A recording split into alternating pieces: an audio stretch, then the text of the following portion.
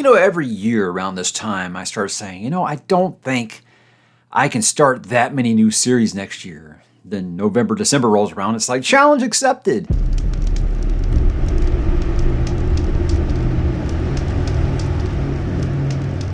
Hey, what's up, bookworms? Mike back today. Not talk about starting new series.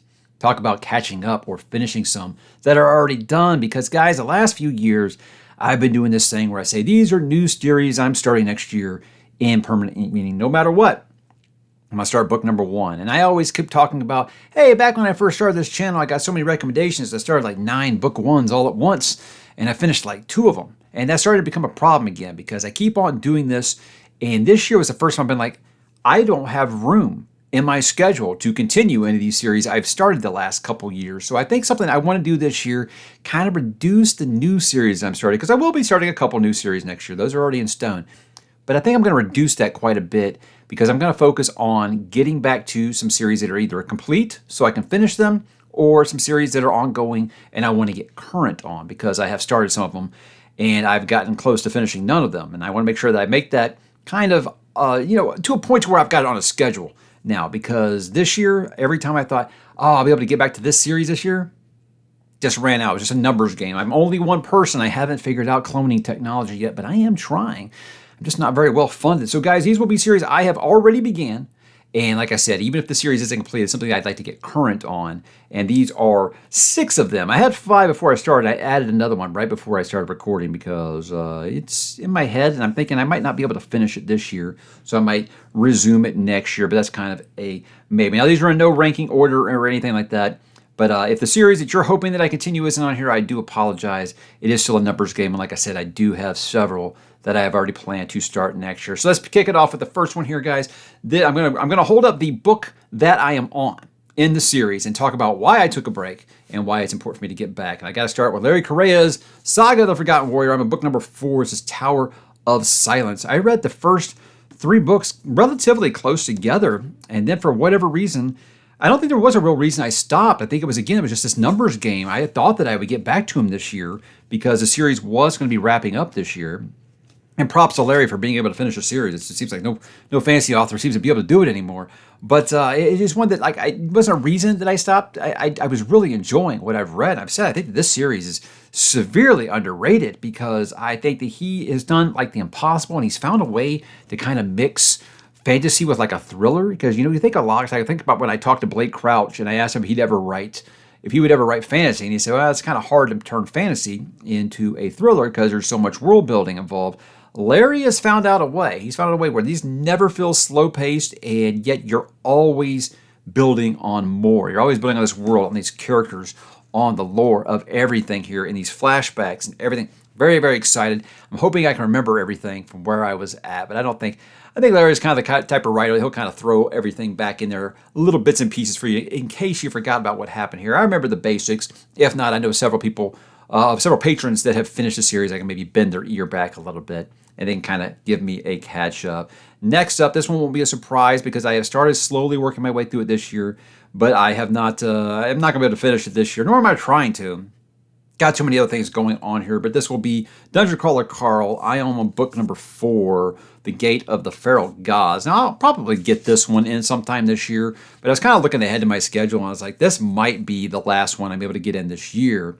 But I've liked the series enough that I'd like to get current with it eventually. Who knows? Maybe I can get there right before the release of the newest book that's coming out, supposedly, next year. I think this guy writes really fast, so I don't see that being a problem with him putting out a new book next year. But I do know these get bigger and bigger and bigger. Like I think the one that came out most recently was like the size of Dark Tower 7 that I just finished reading. It's massive. I was holding it up next to it, and that's what it kind of looked like. I was like, wow, it's really, really big.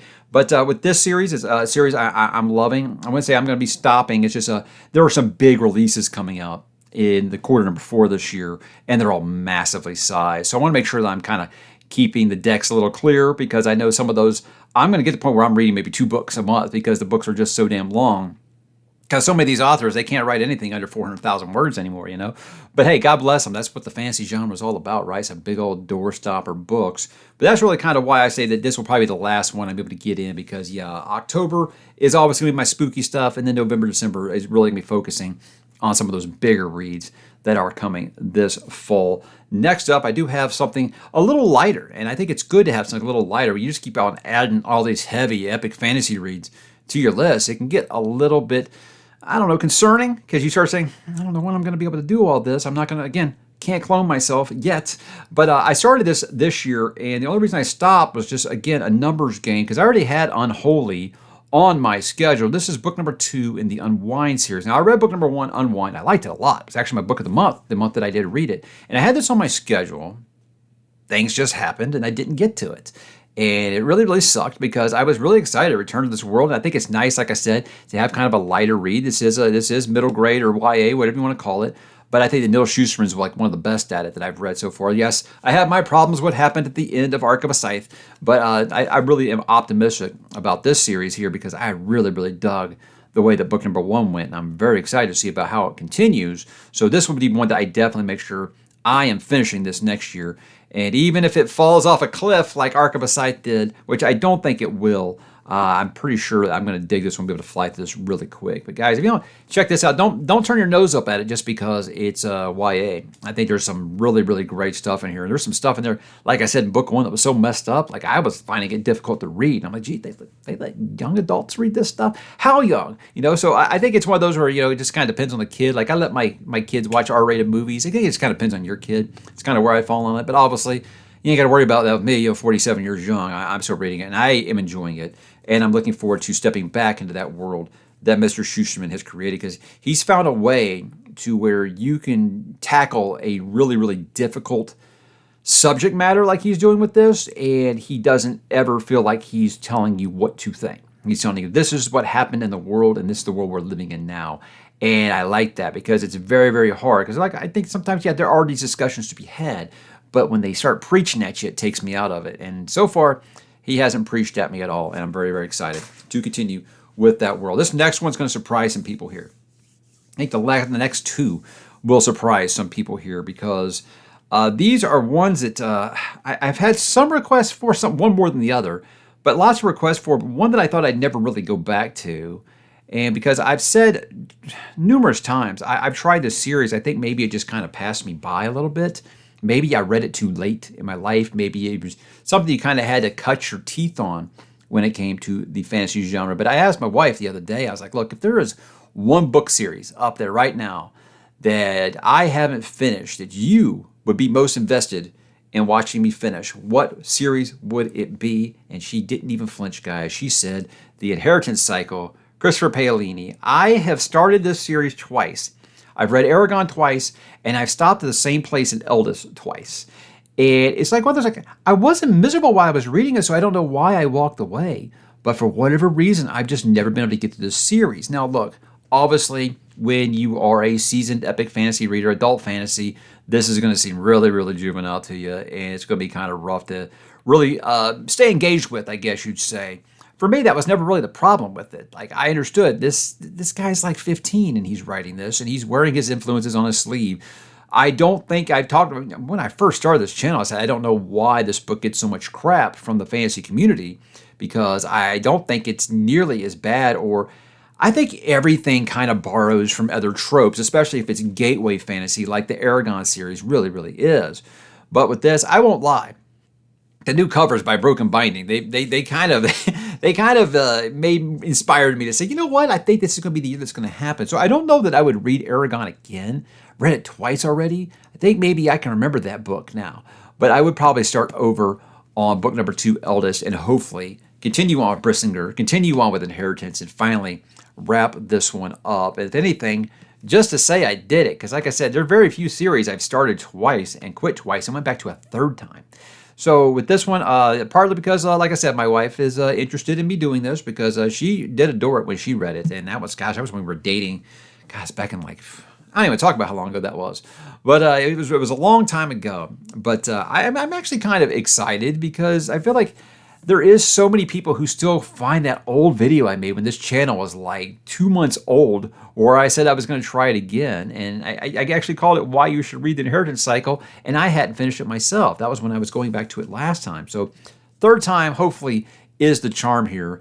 And I will be honest, I'm excited to do it. I kind of feel like, hey, if I feel like it's just too below my reading level, then it shouldn't be any problem to get through it, right? That's how I look at it. So these books are massive, but I do think they're like the Harry Potter books in that they can be flown through really, really quick. And kind of how deep you want to get into them is how deep I think maybe you would really, how much it would affect you, how much you can really draw into it, how much energy you would exert into it. For me, something like that, I don't really go into any series half-assed or being like, oh, I don't want to learn any new history. I don't really like to. You're not really a fantasy reader if you don't like to learn new history, I don't think. I think that's something that we always get into.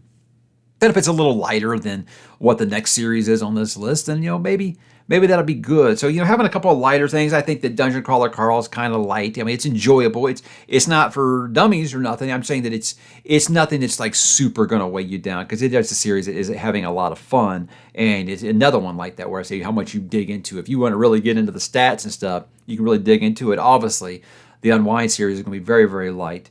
And Inheritance Cycle is exactly what I would call a heavy read. So why am I putting some of these lighter reads on here? Now, it isn't just because I'm starting new series next year. I am still a handful of series, and they are some longer ones that I'm still going to be starting next year. And I've got those in mind with this planning here. So if you were hoping to see something a little heavier in here, you might be out of luck. But you know what? You might be in luck, guys, because it's finally going to happen. I'm finally going to get back to ℚ𝕤𝕤𝕤. And the reason I'm holding up Gardens of the Moon is because I don't have *Toll the Hounds on physical. These are the broken binding editions. And once they started releasing these, I got rid of my mass market paperbacks. I didn't know it was going to take as long as it has, but it's okay. I have these on digital because I was trying to read from the mass market paperbacks, and it's impossible, guys. It was like 4-point font, and they were like this big. And I'm not a real big spine cracker. I don't really like that very much. So I eventually moved over to the digital with the ℚ𝕤𝕤𝕤 books anyway. Why did I take such a long break on ℚ𝕤𝕤𝕤? Well, it wasn't ever a plan. When I was doing this, I wish I had stuck with my original schedule. We kept spacing it out, and then we sped it up. It was just a read-along that we were doing on the channel a long time ago. And I would speed it up and slow it down just based off of, feedback, what people wanted. Some people were like, I can't wait 2 months between books. And I was just like, I want to give people 2 months to read these so they don't feel like they're in a rush or in a race or anything like that. So I think doing that back and forth kind of burned me out a little bit. Reaper's Gale, honestly, that burned me out a little bit. Reaper's Gale promised me one thing and it gave me something else, and it was like a 1,400-page book, and I was just exhausted. And I said, you know what? If I force it, I'm going to end up hate reading it. And one doesn't make the journey through ℚ𝕤𝕤𝕤 to hate read it by the end. You want this to count. You want this to matter. So I said, I'm going to take a little bit of a break. Since no one's left on there was like 3 people left on the read along by this point. I asked them if it was all right. They were like, of course, do it works for you. And I just said, okay, I'm going to take a quick break. And then I blinked, guys, and it's been almost 4 years. So I think the biggest concern is, okay, well, am I going to remember anything that's going on?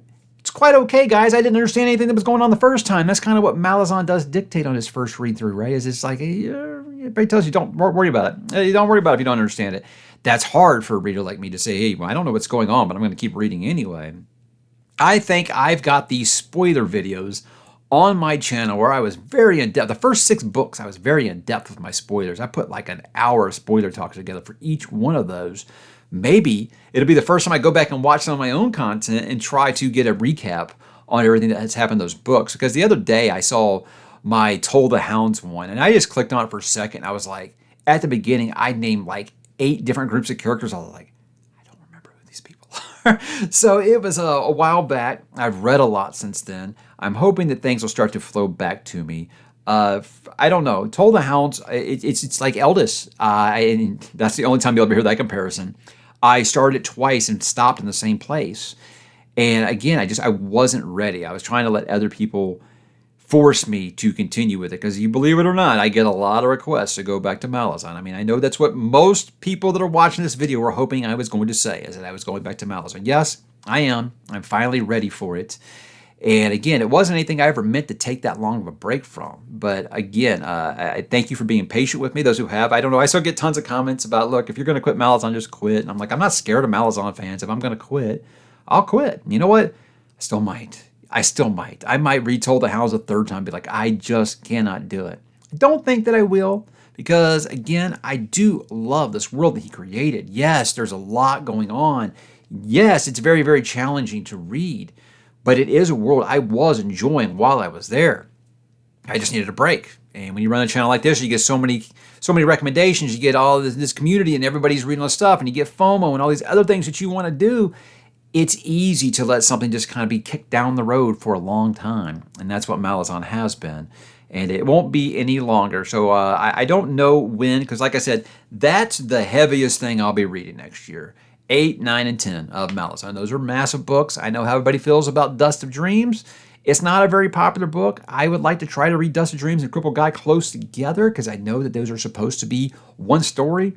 But that's also like 20,000 pages or something crazy. You know, it's a lot. It's not quite that many, but you know, we don't do hyperbole here much. Yeah, I will be getting back to it, guys. And I hope if you are out there, you're still hanging around.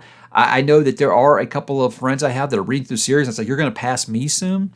Hopefully they'll slow the roll and I'll have someone to talk to when I do get back to Toll the Hounds here sometime next year. That's all the novels that I have. I'm going to add a manga to this, guys, because I just started reading 20th Century Boys, and I'm on volume 4 right now. There's only 11 in the Perfect Edition here, and I blew through the first 3, obviously. It's what I do. I find a new series in manga or comics, and I just blow through the first half, and then I just kind of stop. So I want to say, sure, I can finish this year. I don't know that, though, because that's just kind of the manga reader that I am. So if I don't finish this year, I want to stop leaving so many of these manga series just kind of open-ended like I have. Since this does have an ending, which a lot of the series I started have it. Actually, you know what? Hat tip to Vinland Saga. Congratulations. I am so happy that someone actually ended a manga series that was going for 20 plus years. Congratulations. That's awesome. I can finally get back to Vinland Saga now with confidence. But 20th Century Boys will be taking priority because I am liking this a lot. So I don't think that necessarily I will be stopping. I just know me. That's how I get with manga. Is I'll read a ton of them and then I'll just stop. That's just how it goes. So this would probably be something that I do work on finishing next year. But that's what I got, guys. The 5 plus the manga here. It's manga or manga. I go back and forth on it. I hear it both ways. So yes, I realize that I'm doing that. And it's not on purpose. It's just, I don't know what, the way I look at it, I got it right for somebody, you know. So someone will tell me I'm saying it wrong as manga, and another person will tell me I'm saying it wrong as manga. So I'm half right somewhere. At least that's the way that I like to look at it. Better to be right half the time than wrong all the time, right? Did I get that right? I don't know. So those are the ones that I'm looking at right now, guys. I know that there's some that you guys are going to say, oh, man, I was really hoping you get back to that. I know the big one's going to be Robert McCammon, the Matthew Corbett series. Like that book, that series is like 9 or 10 books. I was just doing a numbers game here. That one will probably be another year from now where I say I'm going to be finishing that next year. But of course, I want to get back to that. Robert McCammon is awesome. He's amazing. I love Matthew Corbett, the first 2 that I've read. So, of course, I want to get back to it. It is just a numbers game, and I've got to get ℚ𝕤𝕤𝕣 off my list here. It's been a long time, and again, thank you for those who were patient with me, and you actually still give a damn. I appreciate it. But, yeah, that's kind of like my focal point next year. I want to work on finishing or catching up on some of these series. And that's why I kind of staggered it the way I did with, you know, one seriously heavy series and other ones not so much so. That was not an accident. So I want to make sure that I'm not burned out on reading fantasy when I get back to ℚ𝕤𝕤𝕣, because that won't be a good combination. So I'll be excited to clear the decks and hopefully dig into that next. Now, hopefully it's happening, guys. It is happening. It is happening. We are doing ℚ𝕤𝕤𝕣 next year. You have my word. You can bookmark this video, go up and show it to me every single time. Like, I just don't think I'm just going to move it to 2027. No, tell me. You said, you swear, you promise. You are not a liar. You're going to do this. I'm going to do it, guys. And hopefully we can do it together. So what are some series you guys got that are just kind of sitting around? What are some series you'd like to conquer or get caught back up on? I think it's something that a lot of us are guilty of, starting a series and then, oh, well, look at that shiny thing over there. I want to start that now. Next thing you know, you've got all these unfinished stories. And you're like, oh no, what do I do? And we sit here and complain about, you know, George R. R. Martin and Patrick Rothfuss not writing and Scott Lynch not writing. And yet we've got these finished series right here, and we say, oh well, I just haven't finished it yet. You know, at least that's how I feel. So there are plenty of finished series out there, or series where authors are writing really quick, and we can get caught up. I'd love to hear what some of yours are, because who knows, maybe I might have forgot about them, and I might think I could maybe add them to my list here. So drop in the comments, guys, and let me know, and I will talk to you there.